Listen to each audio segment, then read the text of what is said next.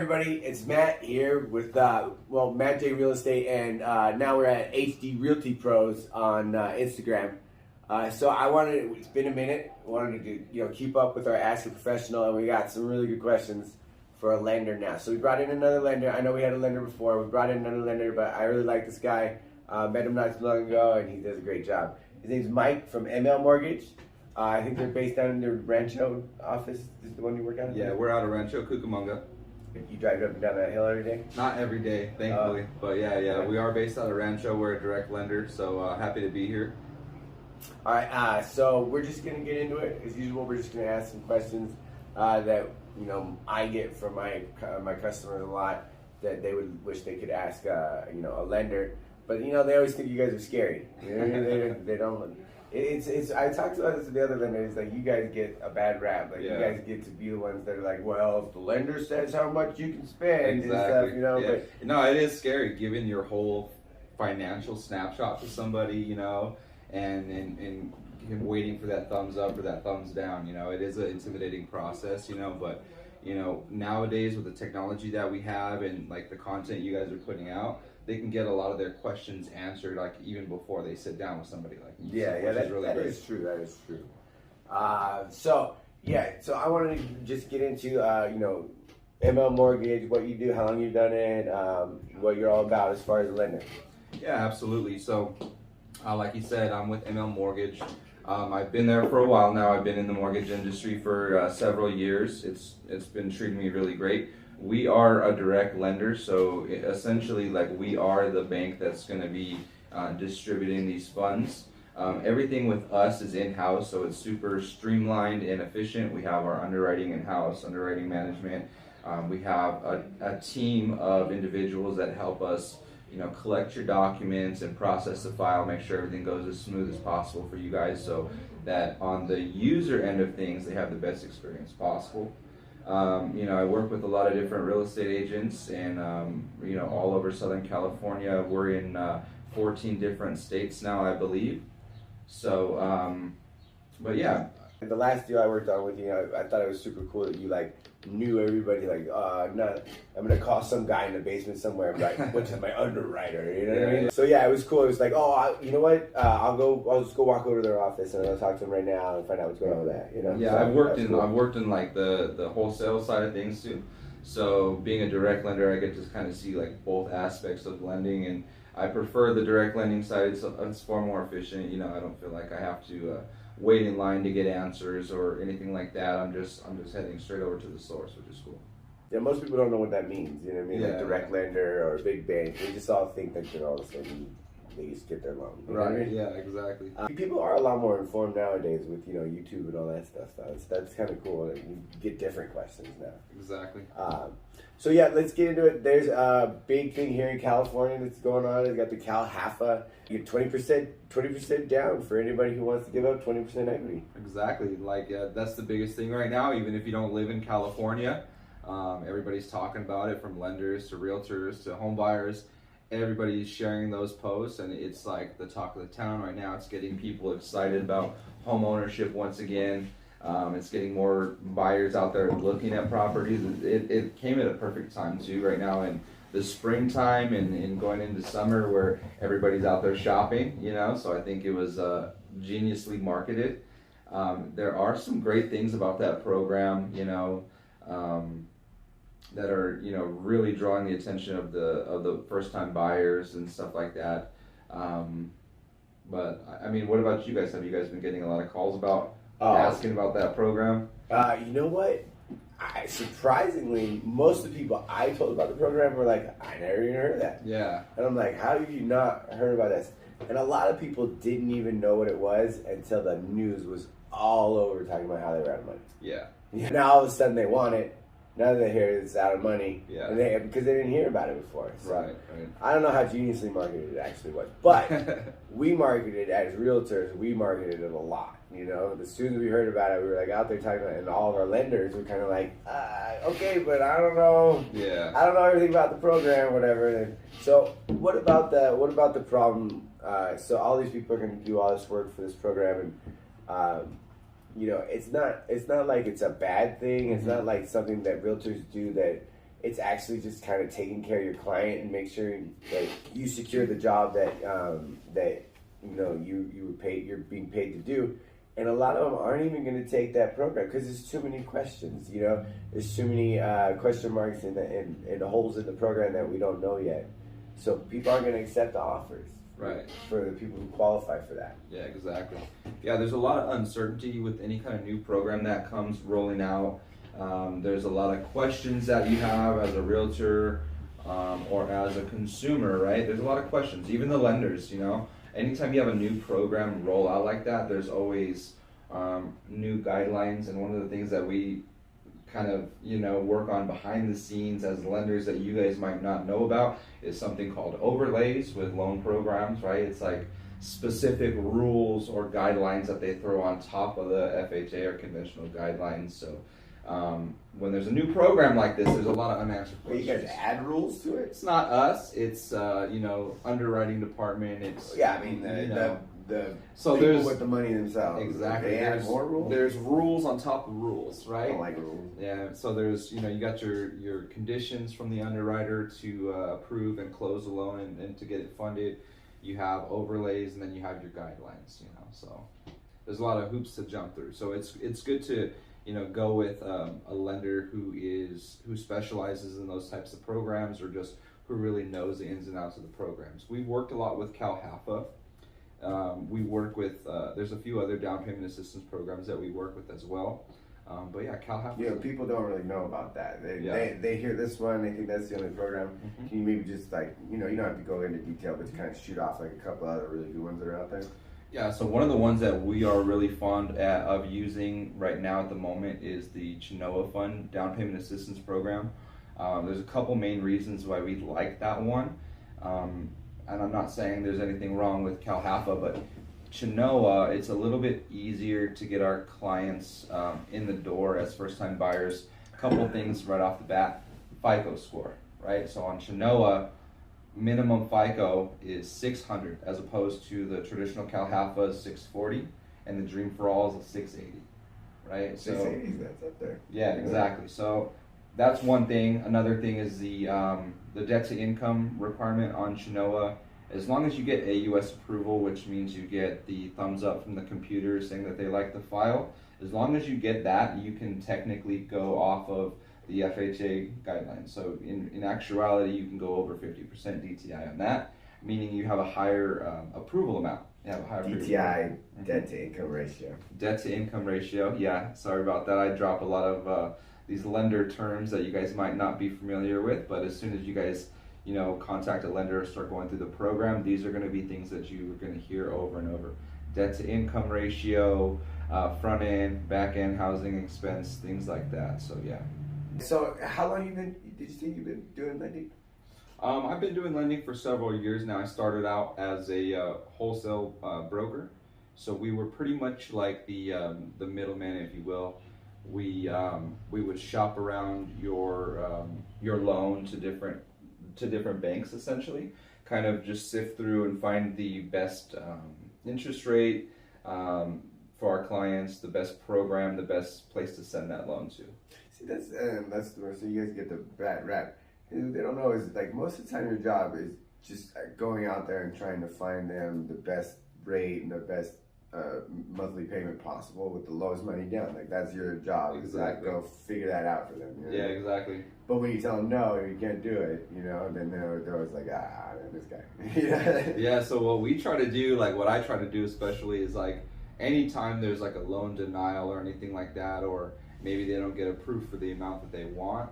I always try to put together a game plan for our clients. That way that they have a path on how to get to where they want. They're not just like left hanging. They're like left in the dark, feeling unsatisfied. Like, all right, you're not ready now, but maybe if you do X, Y, and Z, if you do a little bit of homework for me, we work on the credit a bit. This is your strategy. This is your plan to get into your home, right? Yeah. And it really comes down to how bad you want it at that point. If you're willing to put in the work and do what we, put in the legwork, then we'll be able to help you out once all that stuff's complete. So we were talking about the Hathaway. That's just a couple of things that people don't know about the program. Mm-hmm. Right? Yeah, you've heard about the 8-hour class they got to take? Yeah, so as far as I'm aware, there's two home buyer courses that you need to take, which I mean they're not hard. You know, they you log on, you watch some videos, and you answer some questions. You know, but yeah, there is more to it than is out there in the media. You do have to do the home buyer education.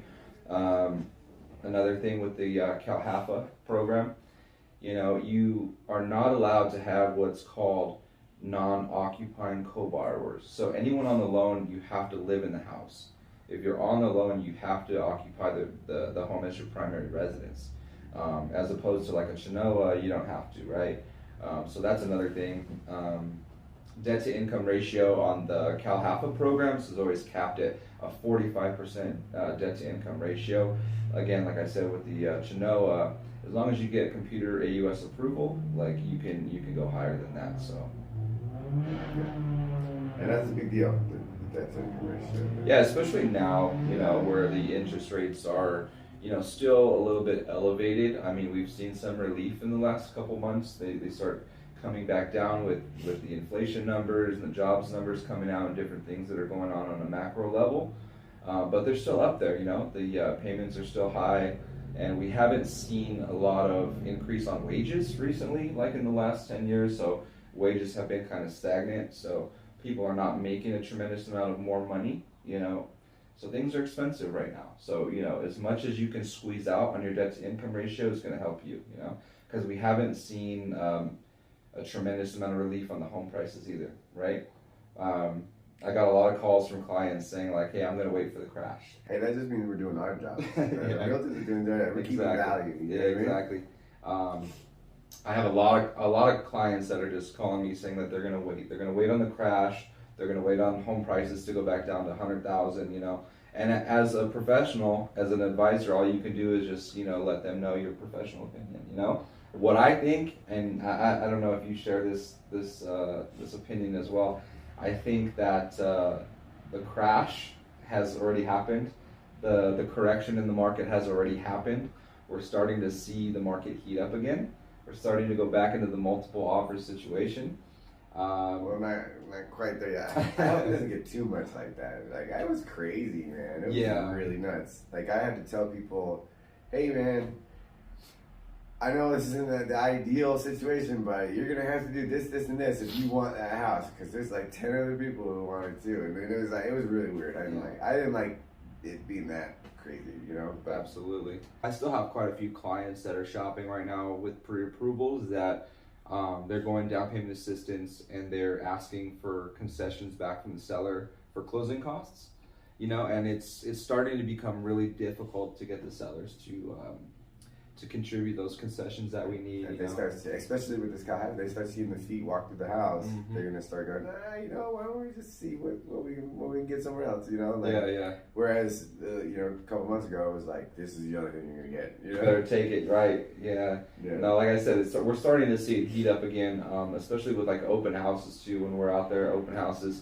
For a while, it was, you wouldn't get as much traffic as before. But now, like on a good open house, you're seeing like anywhere from like 15 to 30 families come through on an open house, and you're just like slammed, Yeah, that's up from like 5 to 6 exactly. At the end of the day, Exactly. Yeah. So I got really good solitaire, Yeah. It's definitely start getting good at multitasking while you're doing open houses, Yeah. But no, it's definitely starting to pick up again as we enter like the spring months and the summer months, and school starts getting out, like I think there was like some statistic that I heard that was like 40 to 60% of the transactions that happen in real estate happen in this season, so. Awesome. Yeah. A couple of things that, most people don't really understand as far as lending goes is like how important it is not to be going out there and like, adding money to your bank account with no cash, and like and out there like buying big ticket items on their credit right before, because it's a long process getting a house. So what, maybe explain a little bit why that's a bad idea to have like your uncle give you $12,000, or you go out there and buy like buy all your furniture for your house before you even get it, Yeah, absolutely. So that's a big question that we get all the time is, is it okay to move money and stuff like that? So the short answer is no. If you're going to be getting any kind of funds gifted from a family member, relative, friend, acquaintance, anything like that, we have to document it properly as a lender in order to be able to use those funds. So what we look at is that it has to be sourced or seasoned, right? So seasoned means it has to be sitting in a bank account for over 60 days. That's seasoned, right? Sourced means that we can show where it's coming from, right? And the reason that's important is because in order to use that, there's certain anti-money laundering laws that we have to comply with as lenders. And that's a big thing, right? So I had a call from a client yesterday that said, hey, good news, my mom is willing to give me several $1,000s for the purchase of this home. Cool, absolutely great, right? But the only thing is, we have to wait until we tell them how to distribute those funds. There has to be a gift letter involved, all kinds of stuff. Excuse me. So there's proper documentation. There's a proper way to do things. So anytime you're moving money around, definitely consult with your lender before you move any money around. Buying big ticket items, again, you want to wait before you buy that car, before you buy that furniture after you close, because that can affect your ability to close. It can affect your pre-approval and your loan conditions. The other thing is, credit. We don't want to run up the credit, open any new credit, anything like that. When you use your credit cards or you use your credit accounts, it can change your utilization. It can bring your score down, and that can still affect your ability to close on your home, right? So we have had to, in the past, do what's called a rapid rescore, where the client didn't know that. They used their credit cards, brought the score down to where now they're under the minimum score in order to get into the program that they were getting into. So now we have to pay those balances down, wait for it to change and go back up, get a rapid rescore, and then resubmit that. Just so you guys know out there, anybody that's watching that's planning on purchasing a home, they can still do like a soft pull on your credit even up to like 24 hours after you close on your home. So you want to wait. You want to give it a couple days till after you get your keys and everything's set in stone before you do. Yeah, they can still do that. I've had it where they do that before, where the client closes on their home, everything's good, we get the clear to close, and then they do like a soft pull. They just do a double check, and they're like, oh wait, hold on, there's some additional liabilities that weren't disclosed before, right? So always just give it a few days after you get the keys before you make any big changes. Also with your jobs, don't change anything at your jobs while you're in the process. Don't start working less hours. Don't move jobs without talking to your lender for sure. I've had that happen in the past before too. We were at the closing. We're getting to the closing table, and we were waiting for our clear to close, and we got a call from the underwriter, and they said we need a new verification of employment. And I'm thinking, why do we need a new verification of employment? We already submitted it, everything's already good. So we called them, and they go, oh yeah, we did our final VOE, which is a verbal call. Usually they call a few days before they close, just to double check everything's good. And the borrower had quit her job 2 weeks before, and she didn't tell us. She didn't tell anybody. Thankfully, she had gotten a new job right away. That paid a little bit more money, but still, that's something that can disqualify you right away. So always talk to your lender when anything to do with your financial situation is changing. Right? Well, is there anything that you as a lender hear a lot that you want to make sure everybody knows? Anything? This guy knows, you ask a question, he gives you answers. I like because he gives you answers from everywhere because he researches everything. So. Yeah. No, man, I just think, for the people that are out there, the biggest thing I'm hearing is we're going to wait till the market crashes, And again, nobody has a crystal ball, right? I don't like to be a fortune teller. When they ask me, I don't know. I don't like to be a fortune teller. We don't have a crystal ball, man. Nobody knows for certain, right? But we can say with a great deal of accuracy what's going on in the market and what we're seeing. And like I said, just on a personal level, what we're seeing, we're getting more foot traffic at the open houses. more offers are coming in on the properties. You know, some of these programs are running out of funding or going away. We have these big companies like, you know, BlackRock and Vanguard and some of the bigger, you know, hedge funds are starting to throw a sizable amount of money back into the real estate market. So these things are suggesting to me that the bottom has already came and gone, right? I don't think that we're going to see declines in home prices anymore. I think it's going to start going the opposite direction. It's going to start getting competitive again. So just to anybody that's really thinking that the market's gonna crash or gonna go down, continue to go down, just keep your eyes on the market. You know, stay watching the news. Keep your eyes on the interest rates and what they do. The Federal Reserve has already come out and said that they're gonna pivot now. They're gonna start going the opposite directions for the interest rates. And historically, when that happens, when interest rates go down, home prices start going up again. So just keep your eyes on the market, pay attention to what's going on in your local market, and if you have any other questions, you know, get with a trusted real estate advisor like Matt, or, you know, contact a lender like myself, and we can kind of guide you through that process. Yeah, I'm trying to explain to people right now, you know, it's like, why do you want to wait until the rates go back down and you've got to compete with all these people, whereas right now you can, like, you relax. Like, I can look at that house and I can think about it, and I can look at another one, and there's more inventory, you know what I mean? Yeah. And then, you know, with the programs you guys have with the 2-1 buy downs and the 3-2-1 buy downs, we don't have to go into those. I'm sure, you know, if you want to look them up, I'm sure there's stuff on Instagram and TikTok about 2-1 buy downs and 3-2-1 buy downs. So everybody can, like, just relax and buy a house and find the house that they want right now, you know? Sellers are giving a little bit of money back towards the cost, you know what I mean? And if they do the 2-1 buy downs, you can have a low enough rate for long enough until the rates go back down and just refinance, you know? So, exactly. Yeah. People are a little scared to get out there right now, but it's a great time for buyers, and it's less stressful for sellers, I feel like. I mean, their houses sit on the market for a little bit longer, but it's still not as stressful. Like, they're not so worried that they don't, like, it's not the wheel of offers, you know what I mean? Like, which one do you want to take? You Exactly. know? Well, thanks for coming by. You know, if any big California throws out any more big programs and don't tell anybody how most of it works, then I'll have you come back on and try and explain it to us. Yeah, for sure, man. All right, man. Thanks. I appreciate it.